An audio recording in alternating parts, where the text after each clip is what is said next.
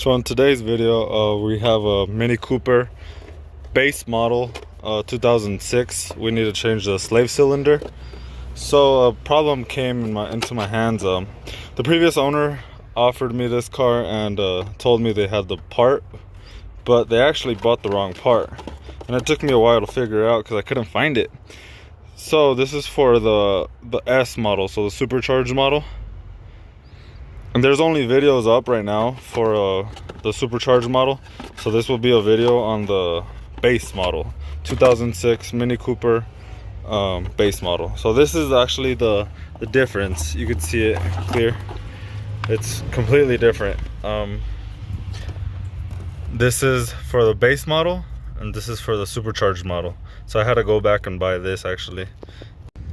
And so for this part, this is actually where it's located. It's located on the transmission in the front of the car. I'm under the car at the moment. So you're gonna need a 10mm ratchet for these two bolts. And then up here for this, it's actually an 11mm wrench. So once you remove that, I'm assuming the brake fluid will come out. So I'm waiting till I'm ready with the other part.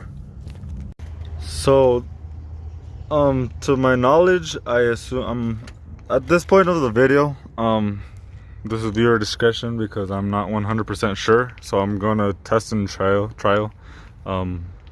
just because there's no other video on how to do it. So I am self-taught, so we'll just figure it out as we go. But what I've seen in other videos is people actually fill with the brake fluid in here prior to installation, so it actually has brake fluid in here.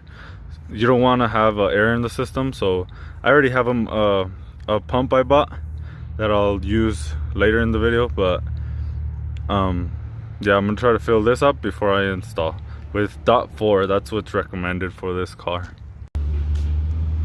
So once you install this 11mm hose or line, I mean, you're gonna want to make sure to align this properly.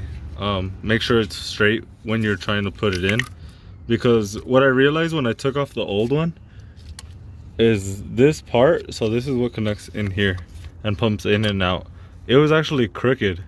So I don't know if they actually try to install this prior, but to avoid future problems, I'd recommend to make sure, just take that extra time, don't be in a rush. Make sure to have it aligned, and then once you have it flush, you'll be able to just push it in and install the nuts right here. Okay, so those bolts were actually the 1/2 inch, so 13mm, and then, well, that's still the 7. Oh, actually, sorry, I didn't mention this one. That's what I meant.